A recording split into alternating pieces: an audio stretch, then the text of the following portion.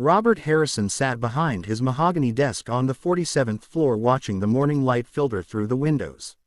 His silver hair was neatly combed back and his hands rested on the divorce papers that had arrived 3 days ago. He had already signed them. It seemed like the logical conclusion to a marriage that had quietly faded over the past 2 years. Emma stood in the doorway of his office. She was 58 now with gentle lines around her eyes that showed a lifetime of smiling. Her dark hair touched her shoulders and she wore a simple gray sweater with a navy skirt. She looked nervous. "Robert," she said softly, "may I come in?" He gestured to the chair across from him. They had been married for 33 years. 3 decades of building a life together, of raising 2 sons, of creating a home filled with laughter and ordinary moments that had once felt extraordinary. But somewhere along the way they had lost each other in the silence. Emma sat down and folded her hands in her lap. She looked at the papers on his desk. "You signed them," she said. It was not a question. "I did," Robert replied. His voice was steady but there was something sad in his eyes. "I thought it was what you wanted, Emma. You seemed so distant, so ready to move on." Emma looked down at her hands. She had rehearsed this moment 100 times in her mind, but now that she was here the words felt heavy in her throat. "I didn't tell you the whole story," she said quietly. Robert leaned back in his chair. He waited. "Do you remember when I started volunteering at the community center last year?" Emma asked. "You thought I was just looking for something to do with my time now that the boys are grown and living their own lives." "I remember," Robert said. "You seemed happy about it." "I was," Emma said.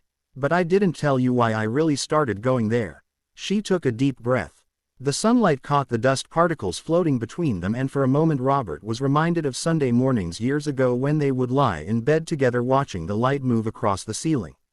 "I started volunteering because I was lonely, Robert," Emma continued. "I felt like I had lost myself somewhere in all the years of being a wife and a mother and the woman who supported your career.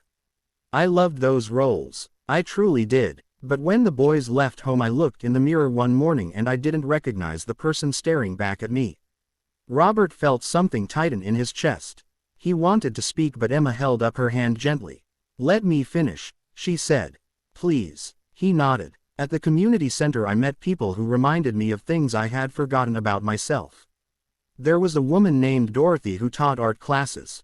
She was 72 years old and she told me she had spent 40 years raising her children and supporting her husband, and then one day she picked up a paintbrush again and remembered who she had been before all of that. She told me it was never too late to remember." Emma's eyes glistened but she kept her voice steady. "There was a man named Frank who had lost his wife of 50 years. He came to the center every day because he said the silence in his house was too loud. He taught me that sometimes the greatest act of love is simply being present. Not trying to fix things or make them better.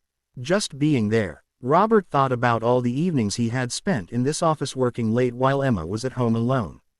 He had always told himself he was building security for their future. But what future was that if she was not in it? "And there was a young couple," Emma said, "newlyweds who came to volunteer together. They reminded me of us, Robert. The way we used to be. The way we would talk for hours about everything. And nothing. The way you used to reach for my hand without thinking about it." A tear rolled down Emma's cheek and she brushed it away quickly. "I asked for the divorce because I thought we had grown too far apart to find our way back," she said. "I thought maybe it would be kinder to let you go. To let us both go. But then Dorothy said something to me last week that I can't stop thinking about." "What did she say?" Robert asked. His voice was barely above a whisper. "She said that love is not something you fall into and out of like people think. Real love is something you choose every single day. And sometimes you forget to choose it because life gets busy and hard and complicated. But forgetting to choose it is not the same as not loving someone anymore." Emma looked directly at Robert now. Her brown eyes held all the years they had shared. All the good mornings and good nights.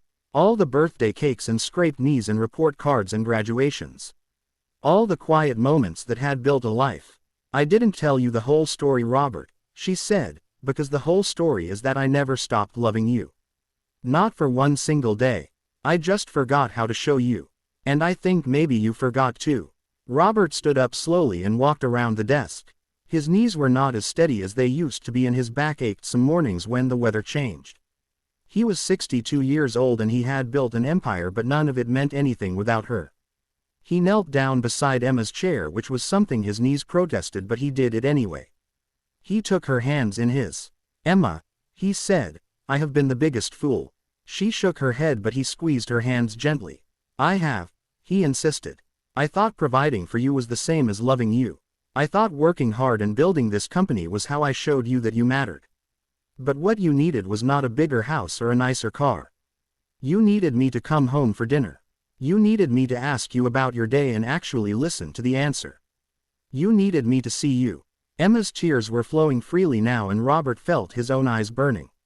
"I see you now," he said. "I see the woman who held our sons when they were scared in the night. I see the woman who believed in me when I was just starting out and we had nothing. I see the woman who made our house a home with flowers on the table and music playing in the kitchen. I see you, Emma, and I am so sorry I ever stopped looking." Emma touched his face with her hand. Her fingers were cool against his skin. "We got lost," she said simply. "Then let's find our way back," Robert said.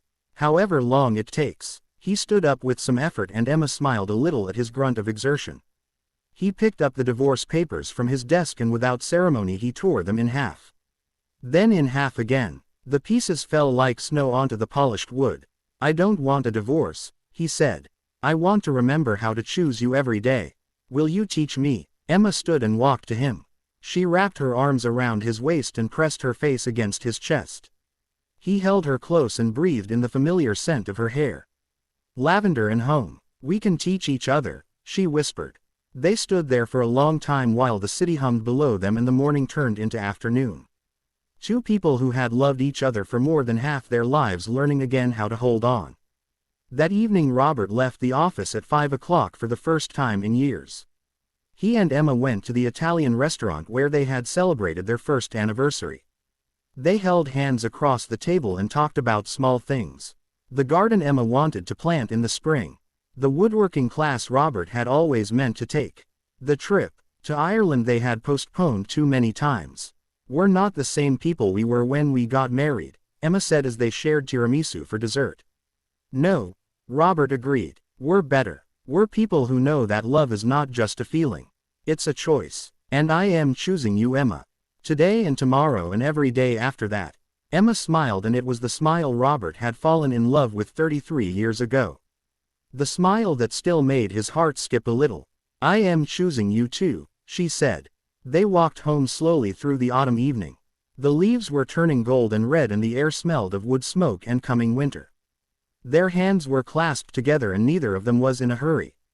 Sometimes love means finding your way back to the beginning. Sometimes it means choosing each other all over again with older hearts and wiser souls. Sometimes the whole story is simply this: two people who refuse to give up on what matters most. And that is always enough.